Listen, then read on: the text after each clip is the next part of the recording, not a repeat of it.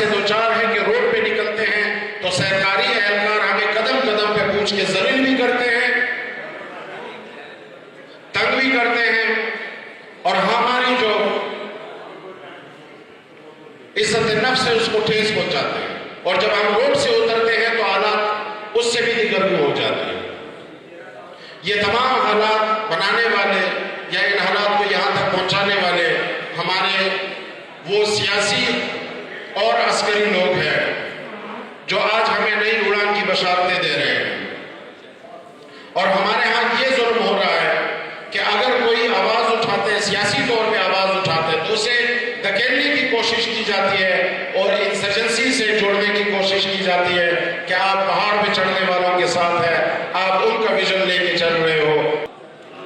صدارتی مجلس میں بیٹھے صدر مجلس، مہمانان گرامی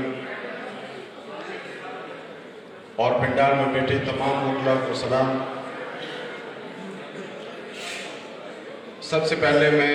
تمام نوجوان وکلاء کو سلام پیش کرتا ہوں جنہوں نے سندھ میں، پنجاب میں، بلوچستان میں حالیہ ہونے والے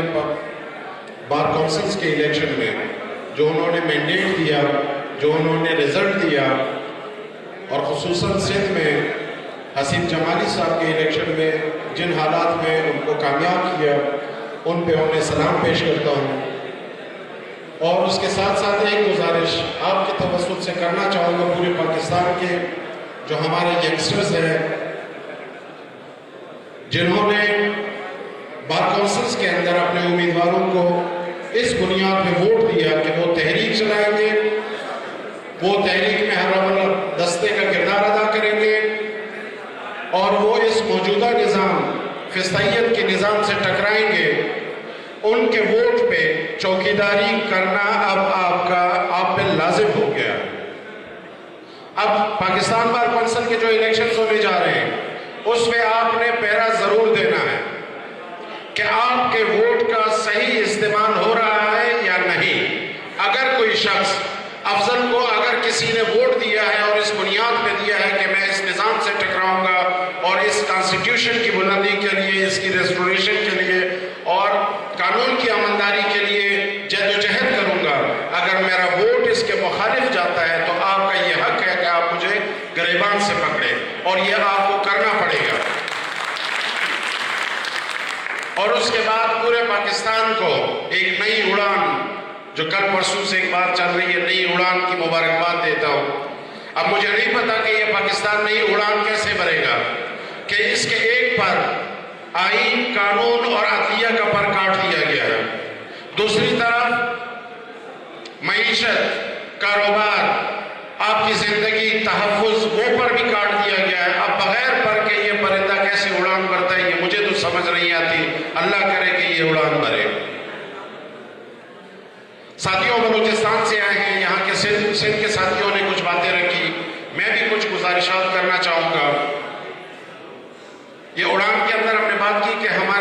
ہمارے کاروبار کا ہمیں پتہ ہے کہ وہ کس کے ہاتھ میں ہے، میجورٹی کاروبار کہاں ہے، ہماری سیکیورٹی کے کیا مسائل چل رہے ہیں۔ بلوچستان کے نوجوانوں کے حوالے سے، پڑھے لکھے طبقے کے حوالے سے یہ باتیں کی جاتی ہیں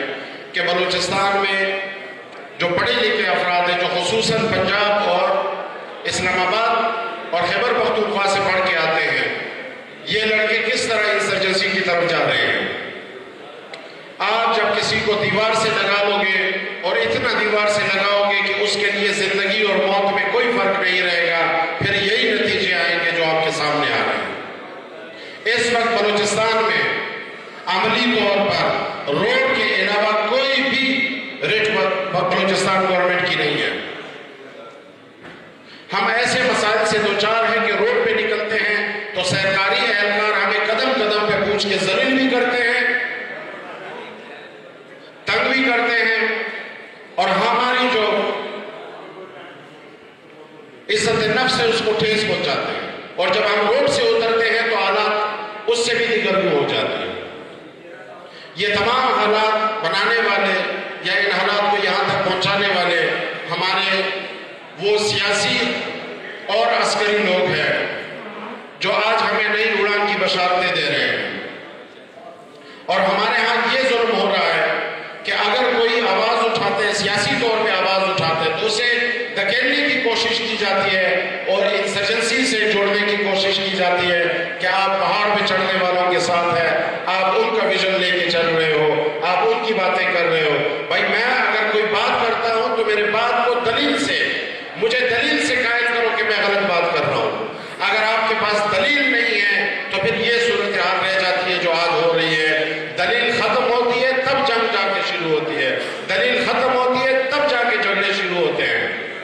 ہمارے نوجوانوں کو اس طرح سے دیوار سے لگایا جا رہا ہے بلوچستان میں۔ اسی طرح خیبر پختونخوا کی حالت آپ کے سامنے ہے۔ ایک جرگہ جو امن کی بنیاد پہ بلایا گیا، اس جرگے میں پی ٹی ایم کے بلائے گئے مہمان، پی ٹی ایم کے شرکا جن کو بلایا گیا تھا کہ آپ آ کے ہمیں اپنا فیڈ بیک دیں، ان کو اٹھایا گیا اور آج تک ان کا کوئی پتہ نہیں۔ کیا اس طرح سے امن قائم ہوتی ہے؟ کیا اس طرح سے اڑان بھرے جاتے ہیں؟ کیا اس طرح سے ملک کو تقویت ملتی ہے؟ ایک تو پہلے ہمارے حالات دیگر ہوئے تھے، اور اب جو یہ 26ویں اور 27ویں آئینی ترمیم آئی ہے، اس نے تو مزید بیڑا غرق کر دیا۔ ہم بجائے اس کے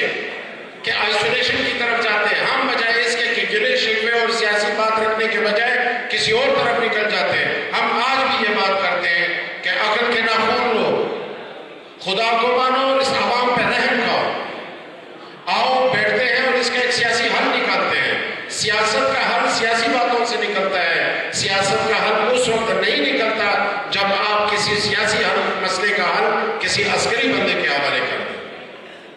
ہم نے اور آپ نے دیکھا ہوا ہے کہ ہمارے پاس جو بھی سیکیورٹی کے لوگ ہوتے ہیں، ان کا عمل نقل اس وقت شروع ہو جاتا ہے جب میرے اور آپ کی دلیلیں ختم ہو جائیں،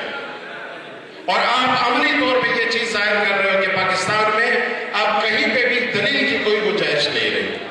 اور جب دلیل کی گنجائش نہیں رہتی تو پھر اس ملک کی انارکی اس ملک کا مقدر بنتی ہے۔ اللہ ہمارے اوپر رحم کرے، اور جب تک ہم نے قرآن پاک میں اللہ پاک نے فرمایا ہے اور علامہ اقبال نے اس کو شعر میں سمایا ہے کہ خدا نے آج تک اس قوم کی حالت نہیں بدلی، نہ ہو جس کو خیال اپنے آپ کے بدلنے کا۔ جب تک ہم خود اس کو ریئلائز نہیں کریں گے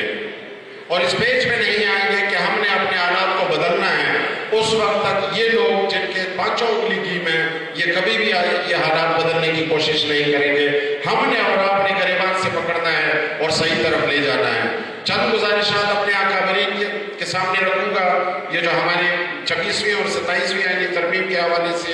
تحریک چلانے کی بات ہو رہی ہے۔ خان صاحب، تحریک ہمیشہ عوامی ہوتی ہے۔